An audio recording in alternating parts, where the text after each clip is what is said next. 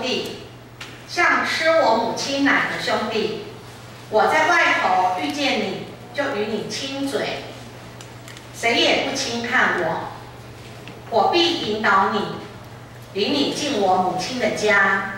我可以领受教训，也就使你喝16支酿的香酒。他的左手必在我头下，他的右手必将我抱住。耶路撒冷的众女子啊，我嘱咐你们，不要惊动，不要叫醒我所亲爱的，等他自己情愿。我们把时间要交给牧师，今天牧师这道题目是酝酿中的爱情。各位弟兄姐妹，大家平安。平安。我们一起来祷告。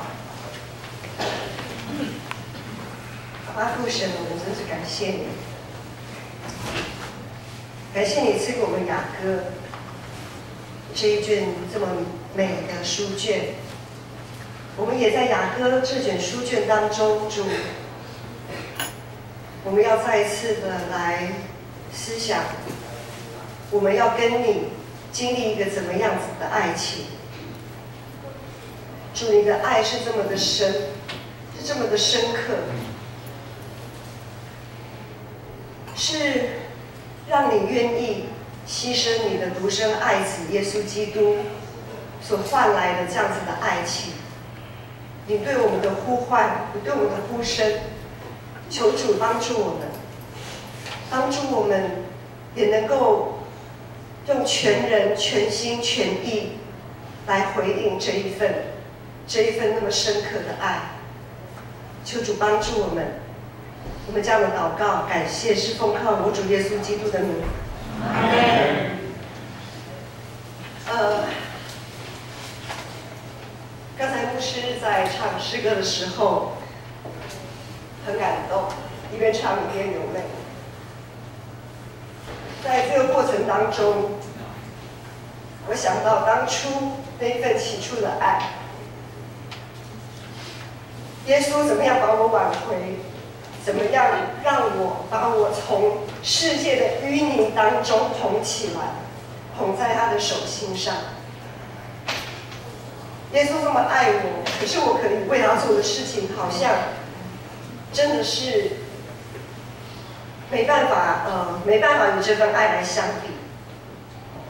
我们看雅歌书的时候，我们会知道，从雅歌书的一开始，从起手，他就娓娓道出对一份圣洁的爱情，他的这样子的渴慕。但是当我们看到一直读雅歌的最后一章第8章的时候，好像是一个断简残篇的爱情附录。在这个爱情附录里面，在第8章里面透露出一种无法公开的恋情，无法表白的爱意，有这样子的可能性。许多时候，我们知道有些爱情我们会不敢表达出来，或者是羞于害羞表达，是怎样的情况导致我们无法把爱情公开呢？或者是不敢公开？今天的经文第8章第1节，我们可以一起翻到周报的后面。第8章第1节说：“巴不得你像我的兄弟，像吃我母亲奶的兄弟。我在外头遇见你，就与你亲嘴，谁也不轻看我。”这里的你是指谁呢？这里的你可以指的是就是世界啊。意思是说，有一群上帝的子民，他们巴不得跟这个世界亲嘴，他们巴不得这个世界就是他们的兄弟，他们很想像变色龙一样隐藏、逃避自己这个分别为圣的身份，这样就不会让人轻看他们，他们就不会在人群当中觉得自己特别，好像是个异类的存在。好像特别奇怪的存在，也因此我们会在许多先知书里面，特别是何西阿书里面，将以色列形容什么？形容这样子的爱情，其实是对它是一个爱情不忠的淫妇啊！这么好像有，又好像没有，若隐若现，然后呢，好像爱上帝，但是又爱世界。何西阿书先知何西阿他说，这样子的态度就是个淫妇，脚踏好几条船的淫妇。上帝的子民无法对上帝的爱展现应该有的忠诚。在崇尚多神论的台湾，独一神论的基督徒常常是个很刺眼的存在。照理说，我们基督徒在人群当中的那个辨识度，就是被识别、被辨别出来的那个程度，应该是很高的。我们基督徒在这个世上的辨识度应该要很高才对。但是许多时候，因为在众目睽睽，大部分95%都不是基督徒的这一些眼光之下，很多时候我们连最基本的谢饭祷告，我们都会觉得好像有一点尴尬。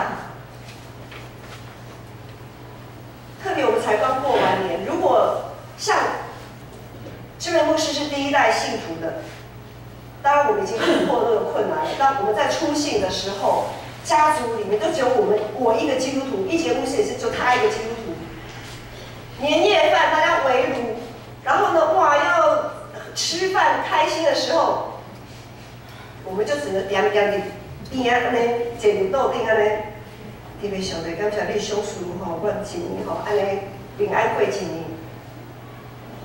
我不知道有多少初信的基督徒有那样子的勇气，可以在年夜饭全部的人都不是信主的，都不是基督徒情况下，你在那边可以这样子勇敢的在那边谢饭祷告。许多时候跟同事、同学出去可能吃个中餐，在学校吃便当，我不晓得学生们，你们有没有在学校教室愿意分别出来做谢饭祷告？另外，在未信的一些亲友、同学、同事的疑惑或者鼓吹当中，很多时候我们也会选择逃离这份爱情，因为酒后这个就可以佚佗啊，出去玩，或者是出去做任何的耍花，好，教会的聚会、团契聚会就够吗？好，等一下，反正嘛常常有，团契每次都有，每个礼拜都有，每2个礼拜都有，不会错过。但是同事揪出去玩很难得，培养感情也应该的。很多时候我们会选择逃离这份爱情，对于我们所坚持的，往往我们会选择退让，以至于敬拜与服事不再被我们列为第一顺位。许多时候，我们理所当然的把主日礼拜和团契时间、团契生活放到次要的地位，或者是参加团契生活就是选择方便，我方便的时候，或者是我时间可以顺便去参加的时候，或者是这个团契的活动比较好玩、比较容易的时候去做。我们容许对上帝的话、对圣经持续的感到陌生。从查经祷告会的人数一直没有起色，就可以看出端倪。大家都会认为圣经好难哦，可能有一点无聊，可能很枯燥。对于研读圣经、研读上帝的话、研读上帝爱的言语这件事情，大家兴趣缺缺。很多时候我们在谈恋爱的时候，都很希望能够理解对方在说什么，他要表达的是什么。表达爱意的时候，我们会用各种的方式，不管是送礼物，或者是一起邀出去玩，或者吃顿饭，我们会尽可能的发出邀请。如果你对这份爱有想要回应，你一定会怎么样？你一定会接受邀请嘛，对不对？可是上帝的邀请这么的强烈，为什么我们都不愿意来听听他爱的言语？到底上帝在对我们说些什么呢？最近，应该说最近，从去年，因为新冠肺炎疫情，我们查经祷告会也开始有网络直播。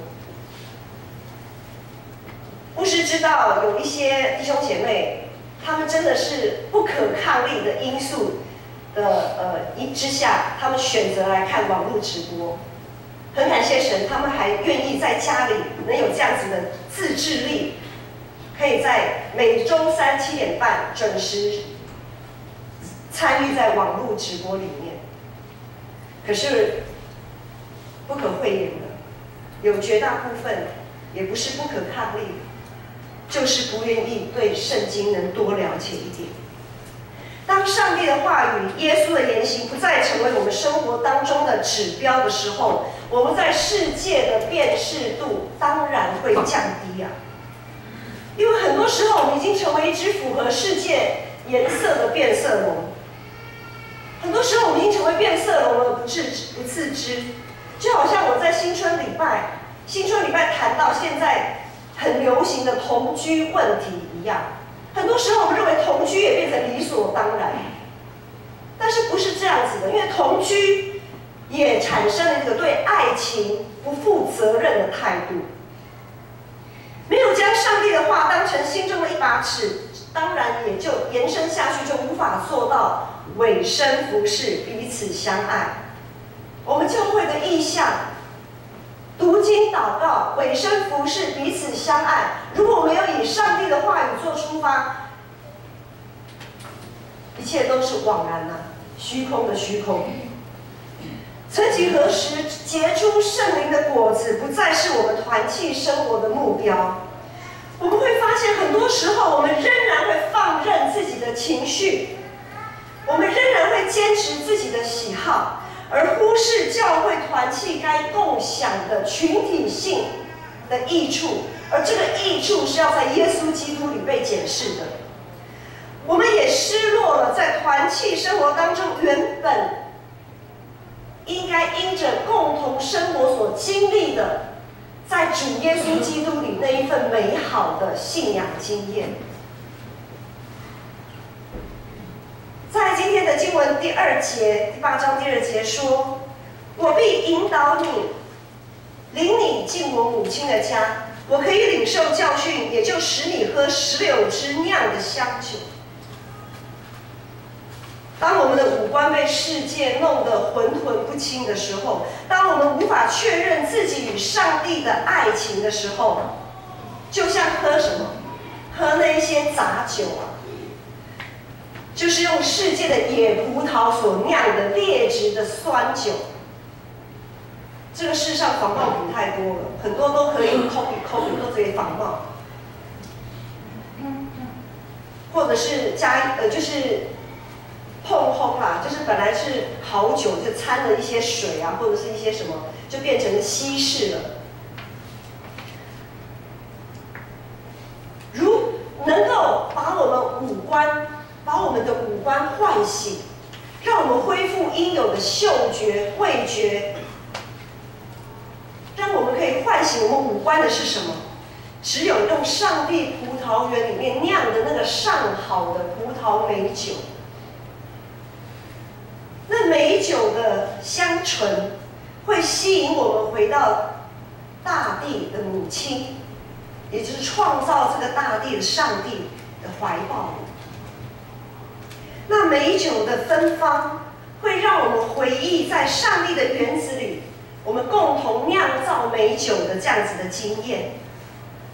那美酒的滋味会让一群辨识度极低的基督徒赫然发现，原来世界并不是我真正的兄弟，我真正的兄弟，我真正的爱情必然在耶稣基督里。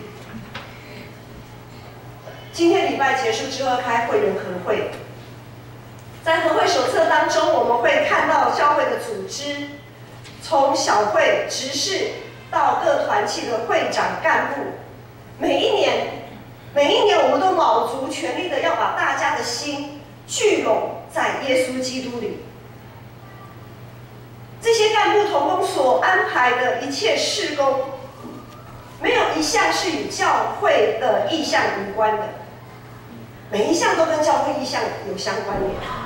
各部部长、我们的长老们、我们的小会员们，还有各单位的干部、会长，都竭尽心力落实这些计划，好帮助大家可以在每一个事工当中更多的经历上帝，参与在葡萄园酿造美酒的工程里，并且可以清楚地辨识出用上帝葡萄园所酿的美酒与世界的酸葡萄所酿的杂酒，这两种酒有极大的不同。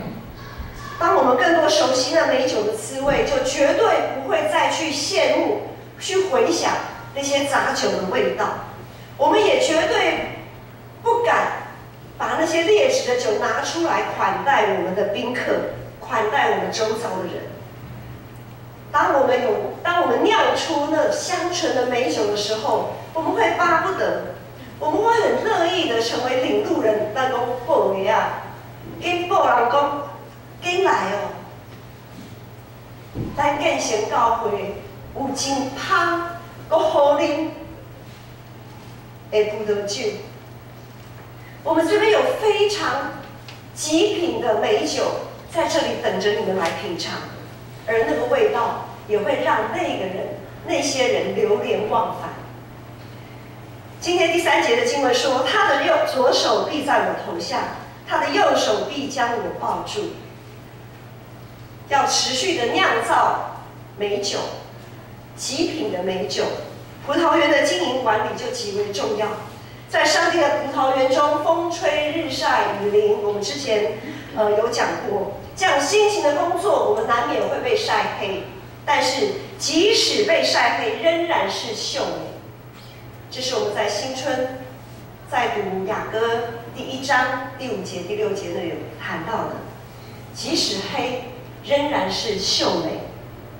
我们愿意更多探索葡萄园管理须知，就是我们的圣经，按着上帝的话去修剪掉那些不必要的枝叶。我们愿意照着耶稣基督的模范，奉献自己的心力，委身参与在教会的事工，绝不用可有可无的这个态度来面对自己的服事。我们也绝对不会让自己的位置轻易的开天窗。我们愿意竭尽所能的保守圣灵竭尽所能的保守在圣灵里的合一，彼此接纳，彼此相爱，结出圣灵的果子。当我们常如此操练自己，我们会发现上帝总是用他的右手扶持我们。他应许说，一人虽然7次跌倒，也不至于全身扑倒。而我们也深深相信，就如同雅歌在这里所说的，他的左手臂在我头下，他的右手必将我抱住。第4节经文说：“耶路撒冷的众女子啊，我嘱咐你们，不要惊动，不要叫醒我所亲爱的。”等他自己情愿。在爱情与婚姻中，最常被问到的问题就是有关于财务管理的原则，还有父母照顾的责任，以及子女养育的计划。通常我们在经历一段爱情要进入婚姻的时候，新人们通常会考虑这3个因素。世界的爱情观常常会计较利益得失。会计较我跟你所付出的有没有对等对价。我如果付出50，你要付出50，再不然4-6比我还可以接受，再不然3-7比我也勉强可以。谁叫我爱你，我就愿意7让你3，28比跟19比就会常常有一些埋怨出来。好，这是世界的爱情观。我们来看看我们与上帝圣洁的爱情观，我们来看看我们怎么回应，我们跟上帝的爱情，我们的那个比例是如何。好，我们先来看看谁更愿意等待与付出，是上帝更愿意等待付出，还是我们更愿意等待付出呢？上帝从创世之初就开始了他要施恩千代的计划。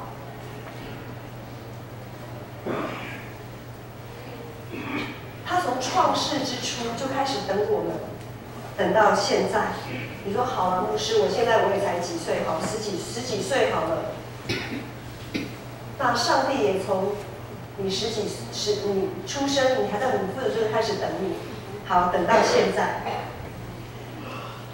财务公用，我们刚刚讲说财产，好，夫妻财产制，好，夫妻共有财产制，有夫妻分别财产制，不管你们的婚姻，夫妻之间你们的钱是怎么样去使用的，很多时候我们会问说，哎，你是不是愿意把钱花在另外一半的身上？我们来看看上帝给我们多少。上帝给我们10分，如果我们用以10为完全来讲，上帝给我们10分，他给我们的全部，可是我们只给他多少？我们有的时候我们连1/10的基本盘，我们都会斤斤计较。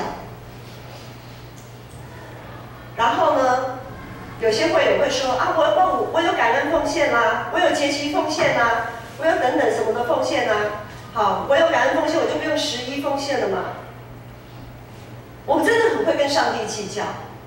如果今天牧师说，感恩奉献也好，节期奉献也好，这些蜻蜓点水的，就好像是小菜，就好像是零嘴，就是客人来了，我们会去招待他，因为客人不会天天到你家，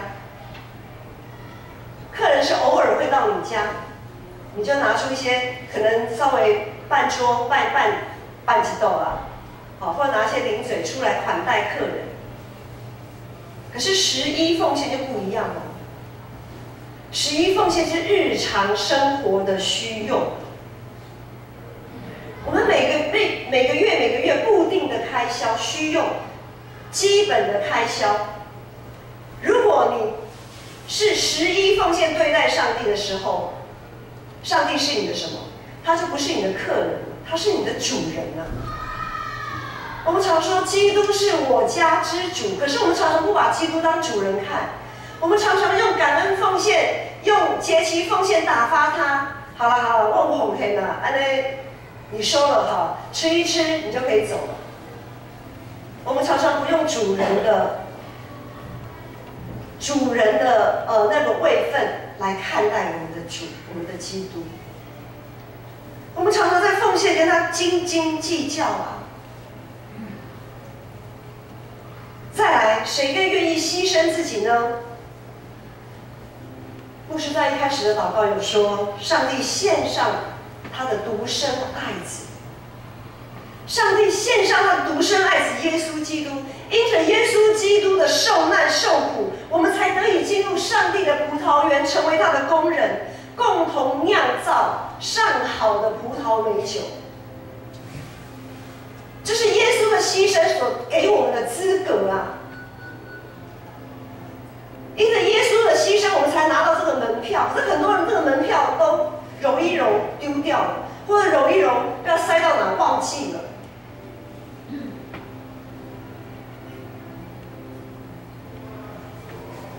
若要用世界爱情那一套来衡量圣洁的爱情，我们真的是汗颜啊！我们对圣洁爱情的态度与奉献，常常是虎头蛇尾，处处充满计较。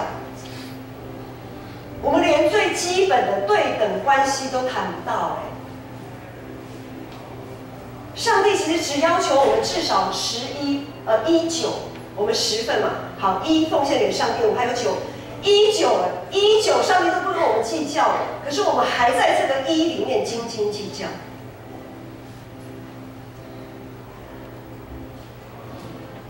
大年初三，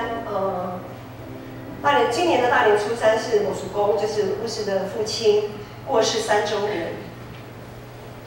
我叔妈在那一天，突然他就问了我，他应该是自言自语啦，然后也一边好像是问我，一边自言自语。我叔妈他就说，啊，我对你爸应该没有什么亏欠吧，这样子。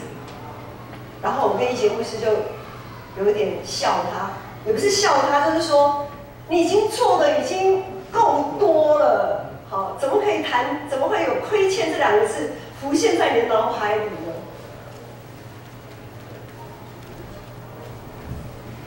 这就是爱情啊！常常会觉得我自己好像亏欠，即使他几乎已经算是做到82了，我说嘛的已经做到8了或者9了，他还觉得他亏欠，他还怀疑自己是不是有亏欠。不论你在世上经历的爱情的经验是如何，或者是你抱持的独身主义，这些都没有关系。在上帝葡萄园中有一份圣洁的爱情等着你去经历啊！端看你要怎么样来管理这一座葡萄园，并且在这里面经历与上帝的爱情，与他一起酿出美酒。没有任何理由可以说这份爱情不存在，因为上帝在创世之初，他按了他的形象造人，我们都是按着上帝的形象所造的。他在我们里面，我们在他里面，你侬我侬啊，你泥中有你，我泥中有我，你侬我侬，我们是这样子的关系耶。这密不可分的爱情早已是既成事实了，问题是我们要如何来回应这份爱？现在已经进入大斋节期，从上个礼拜三，2月17号周三傻回日开始，就进入大斋节期。大斋节期就是从复活节往前推40天，扣除掉主日礼拜的40天。这么长的一段时间叫做大斋节期。今天牧师也为了配合这个节期的代表颜色是紫色，所以今天牧师大礼服的大褂也是用紫色。在大斋节期里面，我们真的要好好的在上帝面前省思、反省、更新自己。